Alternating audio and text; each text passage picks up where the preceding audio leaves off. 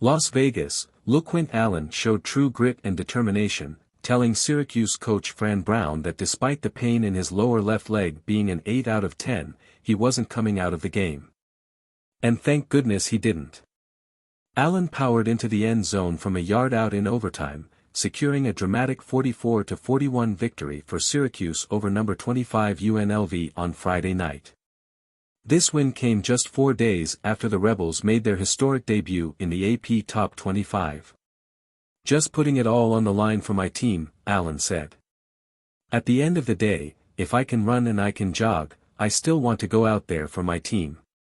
Nobody's bigger than VS." After Caden Chittenden nailed a 41-yard field goal to give the Rebels a 41-38 lead in overtime, the Orange responded with an 8-play drive. Allen's fourth touchdown of the game was the highlight, as he dragged UNLV's 230-pound linebacker Jackson Woodard for nearly 4 seconds before diving into the end zone. Allen's stats were impressive: 19 rushes for 71 yards and 2 touchdowns, plus 9 catches for 58 yards and 2 more scores. "He's been doing that, that's just what he does, that's LeQuint," Brown said. "Never stops talking, never stops just wanting the football. He's never not open. He's a competitive guy." Kyle McCord, a transfer from Ohio State, was stellar for Syracuse, completing 40 of 63 passes for 355 yards, with 3 touchdowns and 1 interception. Oron Gadsden too also shined, hauling in 10 passes for 142 yards, both career highs. UNLV's Hajj-Malik Williams was equally impressive, completing 21 of 25 passes for 227 yards, 3 touchdowns, and an interception. Ricky White III had 10 catches for 135 yards and a touchdown, and also made key plays on special teams, including forcing a punt abort and blocking a punt, his second of the season. UNLV coach Barry Odom praised his team's resilience. "Looking at what this team did, we really didn't start well and stayed in the fight. I hate it because we got a tough team, got great young men. We're close, but this will get us closer. I have no doubt about that." With 31,329 fans in attendance, the third highest since UNLV began playing at Allegiant Stadium in 2020, the game featured 4 lead changes and 3 ties.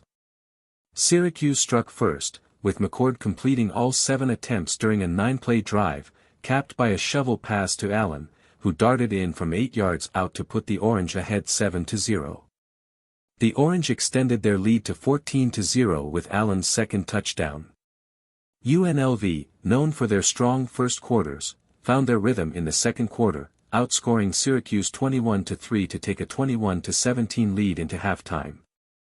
Syracuse responded in the third quarter, driving 75 yards in 12 plays, capped by McCord's 6-yard strike to Allen, regaining the lead at 24-21. After a key interception by Syracuse safety Duce Chestnut, running back Yassine Willis extended the lead to 31-21 with a 21-yard touchdown run. UNLV tied the game with a field goal and a blocked punt returned for a touchdown, then took a 38-31 lead on White's 9-yard TD reception. With less than 3 minutes left, Syracuse drove 75 yards in 11 plays to tie the game, with Jackson Meeks catching a 6-yard TD pass with 23 seconds left. The Rebels chose to kneel on their final drive, sending the game into overtime. Takeaway: Ricky White continues to shine on special teams, becoming the first Rebel to block 2 punts in a season since 2006. Despite the loss, UNLV showed they are a formidable team, and this game will only make them stronger. Poll implications: UNLV will likely drop out of the rankings after their first loss of the season.